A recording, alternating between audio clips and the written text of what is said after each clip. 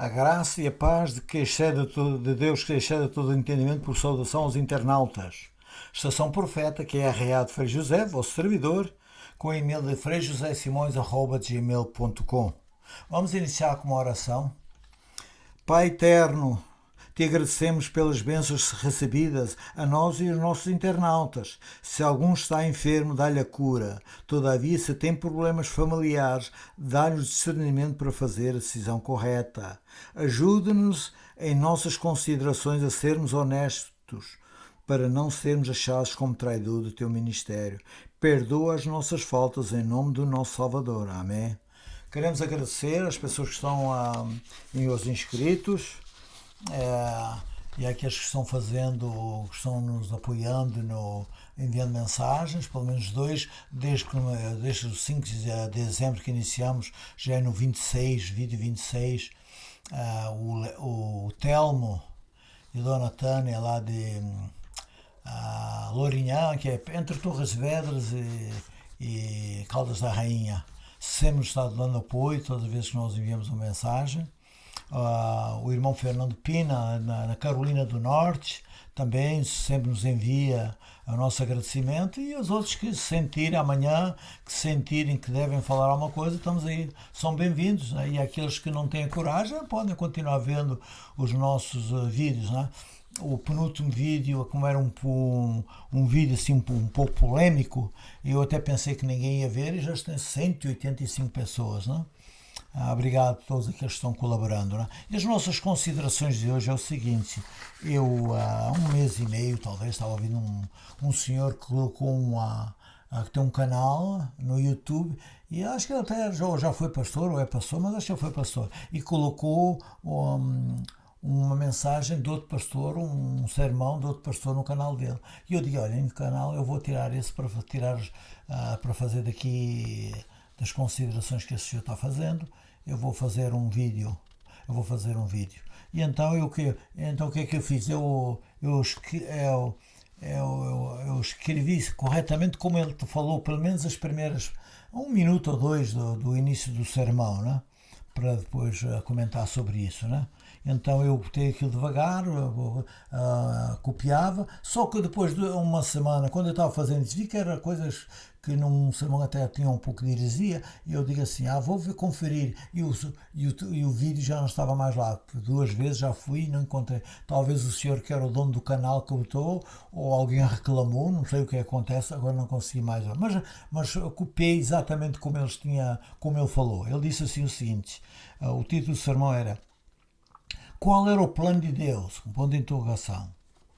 E depois disse o seguinte, como ele iniciou assim: Deus chamou Jeremias, e as profecias de Jeremias diz assim: Deus vai disciplinar o reino do sul, e o reino do norte já tinha terminado. Só restava Judá. Acontece que de Judá viria o renovo, Jesus Cristo, e a nação estava em idolatria. E então aqui foi isso que as nossas considerações, por causa dessa parte que ele colocou aqui, assim diz: e se Deus não atuasse, seria impossível a Deus cumprir a profecia do nascimento do Messias. Já viram? Eu vou ler mais uma vez. Se Deus não atuasse, seria impossível Deus cumprir a profecia do nascimento do Messias. Quer dizer, Cristo estava sujeito à idolatria do povo de Israel, ou às circunstâncias do tempo. Deus é soberano. E Ele não precisa de nada para... Quando Ele quer fazer algo, Ele não precisa dar satisfações para nós. Ele muitas vezes dá porque Ele nos ama. Entendem? E então, para dar ênfase àquilo que esse senhor, que essa doutrina, que é praticamente uma heresia que não está certa, nós começamos pelo livro de Jeremias. Porque Jeremias diz o seguinte, no livro de Jeremias 1:5 diz o seguinte: Jeremias foi chamado pelo Senhor, foi como profeta no reinado de Josias, no ano 627 a.C. A Bíblia enfatiza a forma soberana como Deus o chamou. Então vem aqui o verso que Deus chamou. O que é que diz no verso 1, Jeremias 1:5? Antes que te formasses no ventre, te conheci. Antes que saísses da madre, te santifiquei, às nações te dei por profeta. Jeremias 1,5. Então quer dizer, ele ainda não estava nem gerado, Deus já tinha um plano para Jeremias. Amém, por isso, né? Então não foi só Jeremias, nós temos muitos profetas, o Isaías também, se os irmãos, vocês lerem o capítulo 6, lá está a vocação e a missão de Jeremias, que foi nos reinados de Josias, Jorão e de Acás. Então vemos que Deus tem um plano, ele usa a pessoa que ele quer, ou até antes de nascer já prepara uma pessoa para ter aquela missão. É o que está aqui indicando. Não é que Deus seria impossível, quer dizer, Deus estava dependendo da idolatraria de Israel. Já estava há centenas de anos. Já estava tudo upside down, né? E então é o seguinte, Deus não precisava de... Agora, mas Deus usa pessoas, mas porque se Ele quiser não precisa.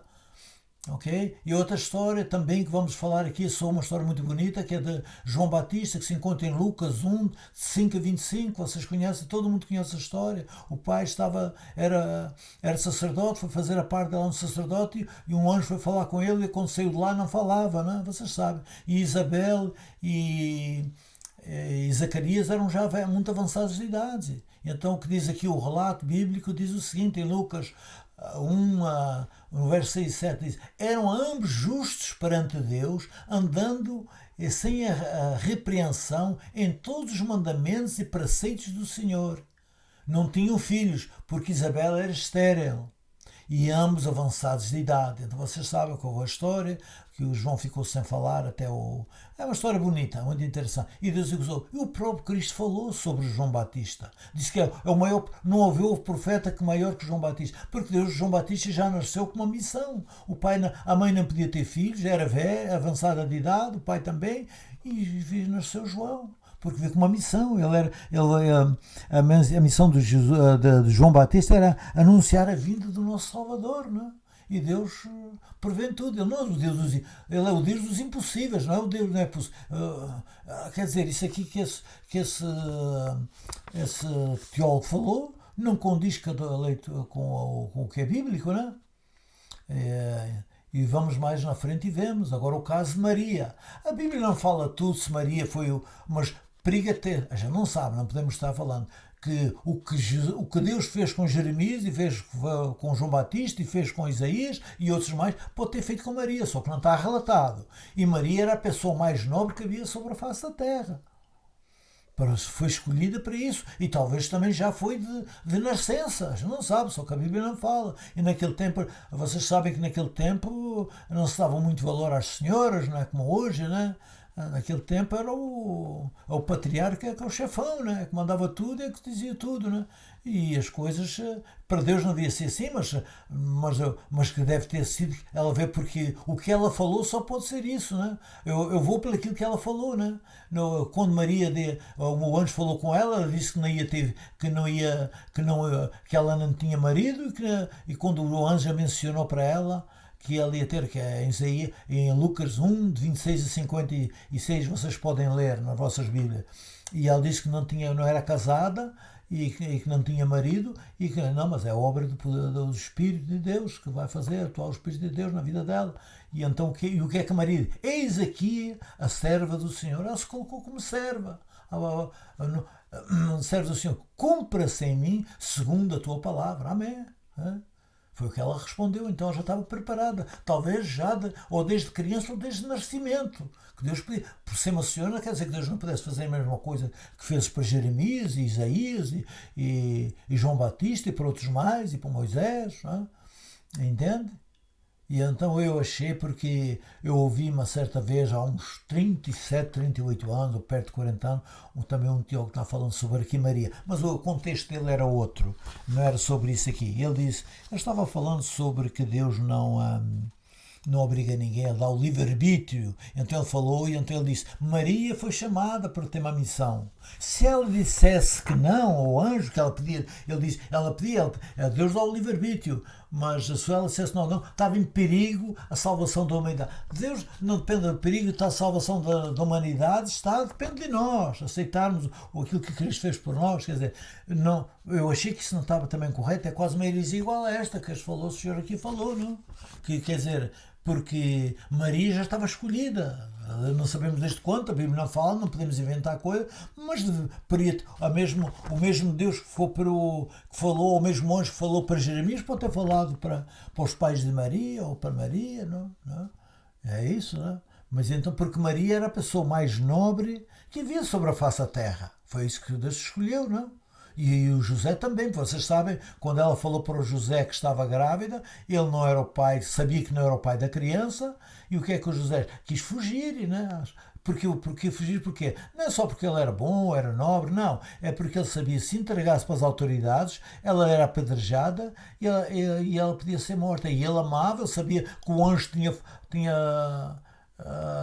nem o anjo ainda não tinha falado com ele, mas sabia que havia qualquer coisa diferente. E o que é que o anjo disse? Não, José, tu não és o pai, mas isso que atuas com a Maria é do Espírito Santo, ok? Da parte de Deus.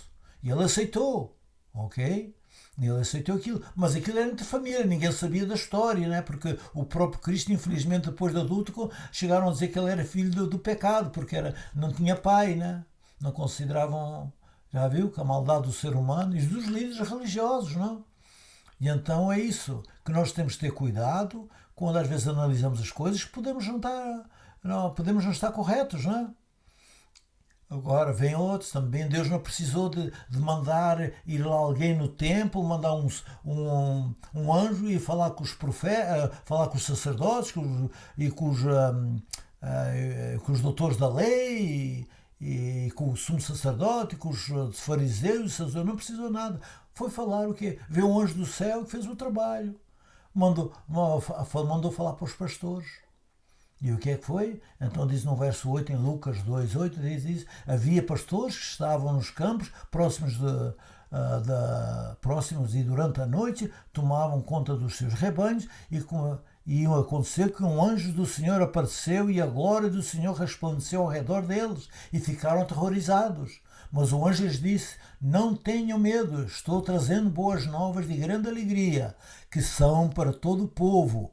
Hoje, na cidade de Davi, lhes nasceu o Salvador, que é Cristo o Senhor. Amém. E isto lhes servirá de sinal. Encontrarão um menino envolvo em panos, deitado numa manjedoura. E o mesmo instante apareceu com o anjo uma multidão dos exércitos celestiais, louvando a Deus, dizendo: glória a Deus nas alturas e paz entre os homens de boa vontade. Depois que os anjos se ausentaram, os pastores foram a Belém ver o que tinha acontecido e acharam a Maria, José e o menino deitado na manjedoura. Amém. Então vemos, os anjos é que vieram fazer o trabalho. Para os judeus, naturalmente, o Messias tinha que nascer lá dentro do templo, ou dentro do templo, né? E Deus, os anjos vinham falar com os líderes religiosos, não usaram nem os líderes. Esse senhor estava preocupado, né, que a nação, 600 anos antes de Cristo, estava em idolatria, no tempo de Jeremias. E já estava, ia estar em 600 anos depois ainda estava pior. E Deus não precisou de ninguém. Mandou os anjos fazer o trabalho. E usou as pessoas mais ou menos que não tinham nada a ver com nada, nem talvez eram religiosos, não entendiam nada. Naquele tempo não havia livros, ninguém tinha escola. Né? E o que é que eles fizeram? Aqui diz que vendo e divulgaram a palavra acerca do menino que lhes fora dita, e todos que ouviram se maravilhavam dos pastores que lhes diziam, e voltaram os pastores glorificando e louvando a Deus por tudo que tinham ouvido e visto, como lhes havia sido dito. Mas agora vem o verso 19, é interessante. Mas Maria guardava todas estas coisas, conferindo-as em seu coração, porque ela era a única que sabia.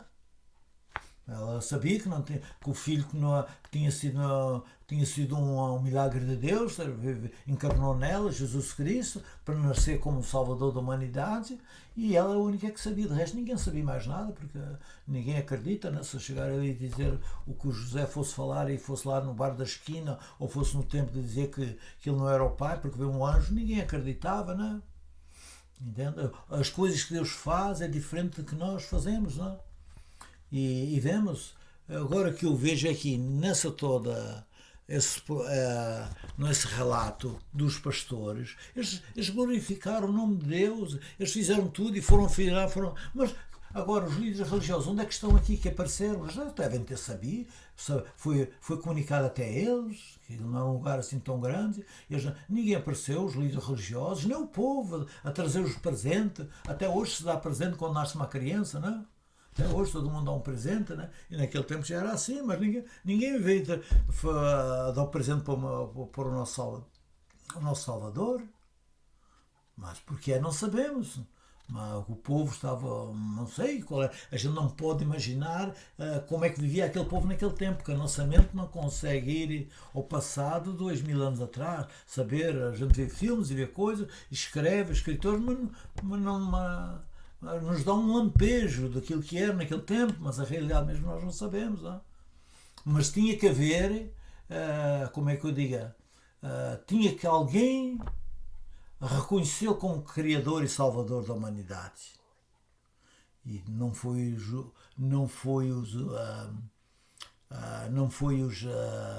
pastores, não foi os líderes religiosos que vieram para saber da história, porque os pastores eram testemunhas oculares desse exército de anjos que vieram do céu homenagear o nosso Salvador, e tinha que ser homenageado. Mas ninguém fez.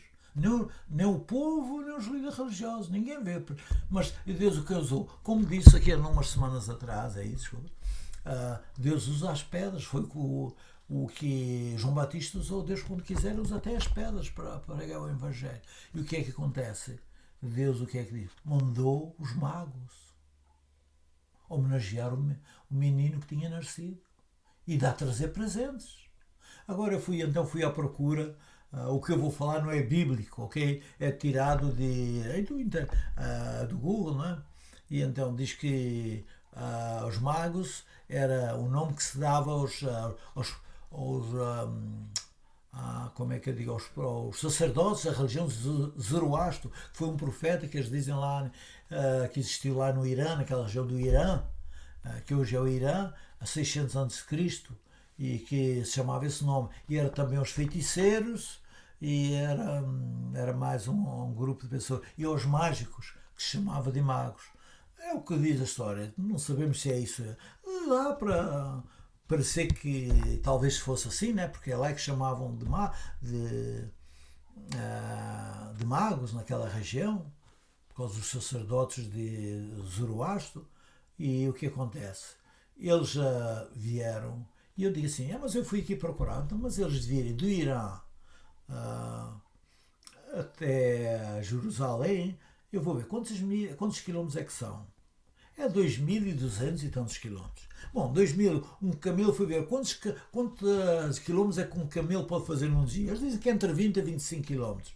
Então eu vi, se dividir por 25, os 2.200 e não sei quantos quilómetros, por 30 ou 35, dá 75 dias. Mas é 2 meses e meio. Se for todos os dias andando daquele jeito, se ninguém ficar doente, se não chover, sei lá, mas 2 meses e meio. Ok, eles tiveram que vir 2 meses e meio de viagem. Mas dizem, mas aquilo foi eles que são como é que eu digo, eles são estudam os planetas e os astros. Mas então você já hoje viu na história da humanidade essas pessoas que leem os astros. E agora falta-me o nome em português, esta manhã eu falei, mas agora me esqueceu. E colocam-se a pé, ou então de camelo, a andar 2.000 milhas, porque a estrela não está no chão, a estrela está no ar. Então, quer dizer, foi Deus que fez com que eles dizem, não tenho o meu povo para fazer o trabalho, para homenagear o meu filho, eu vou arranjar as pedras. que estão os mágicos e os feiticeiros para fazer o trabalho que nós, estou falando nós como cristãos e judeus que deviam ter feito. E veio aqueles 3 homens e o que é que fizeram? Adoraram o menino. Vocês não veem nenhum relato ali que a gente falou, todas as pessoas que encontraram com Jesus, que foram visitar até ele, né?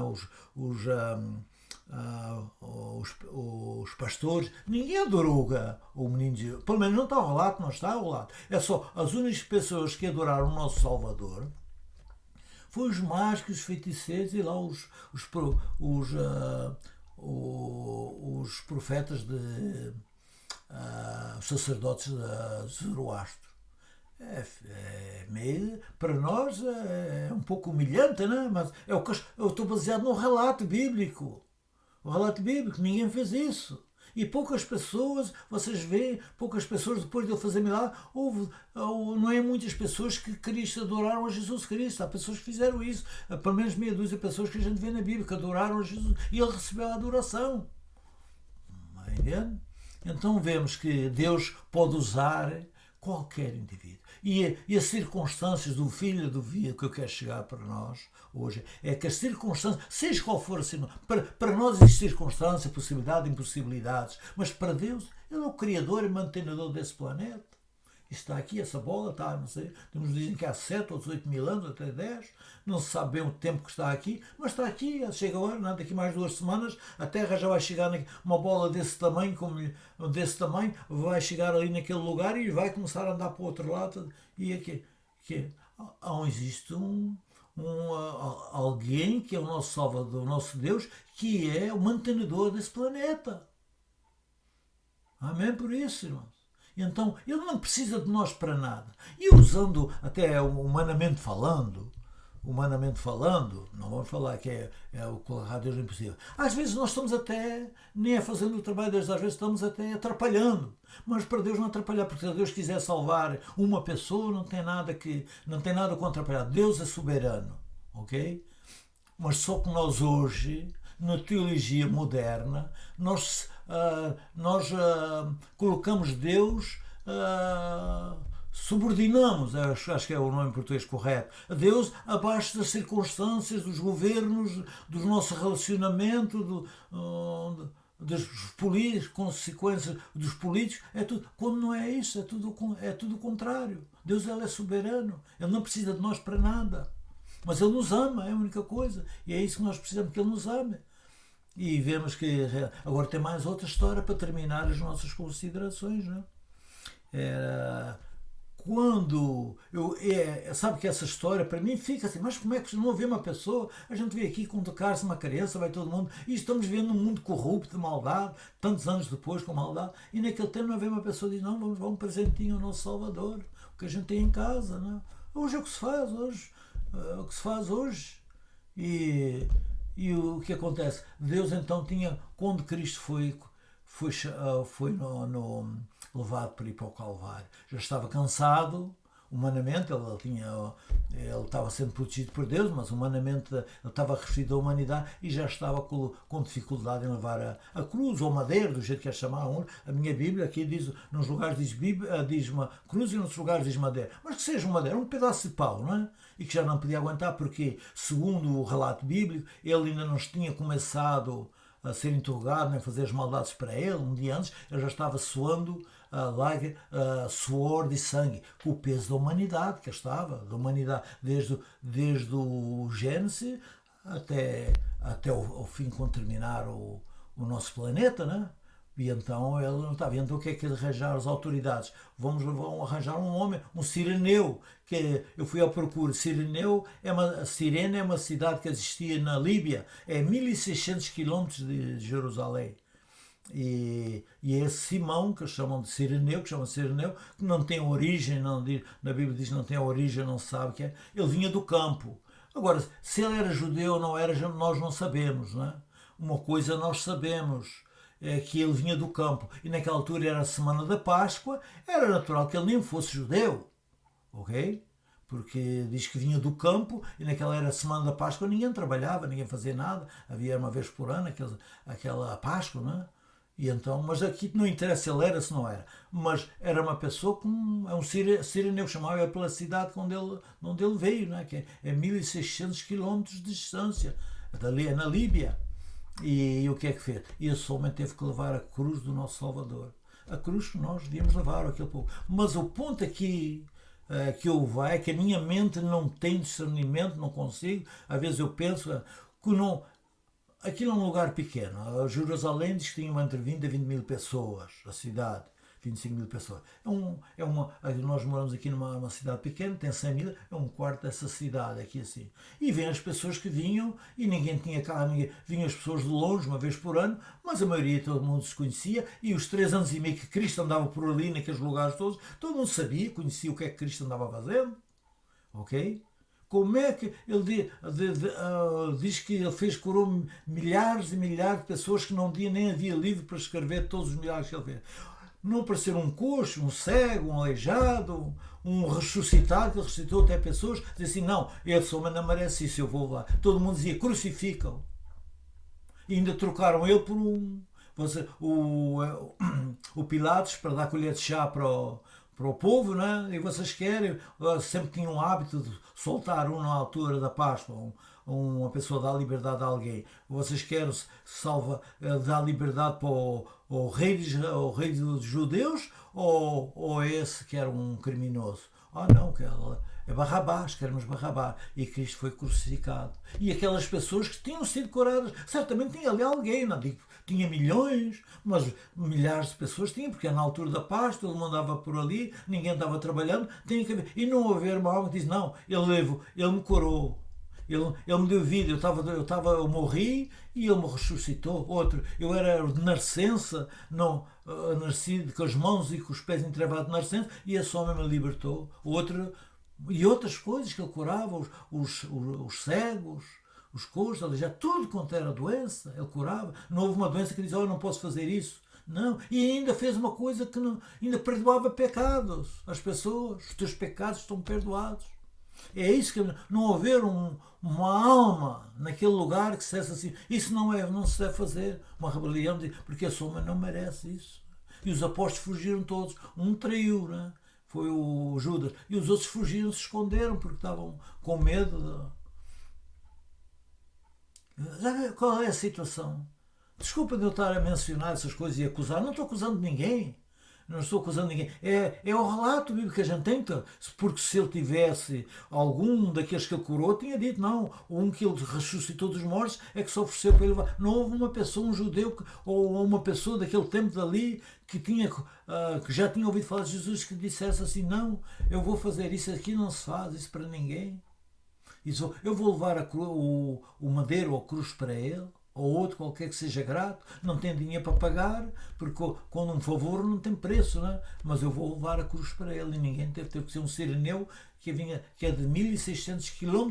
Hoje 1600 km não é muita distância, mas naquele tempo que se andava era de camelo, que era a 30 km por dia, entende? Não era fácil. Talvez Deus até fez com que aquele homem fosse para ali, para naquele tempo já ter alguém para fazer isso. Alguém tinha que levar a cruz. Para o nosso Salvador foi aquele homem, o sireneu, que era da Sirene. Não é fácil.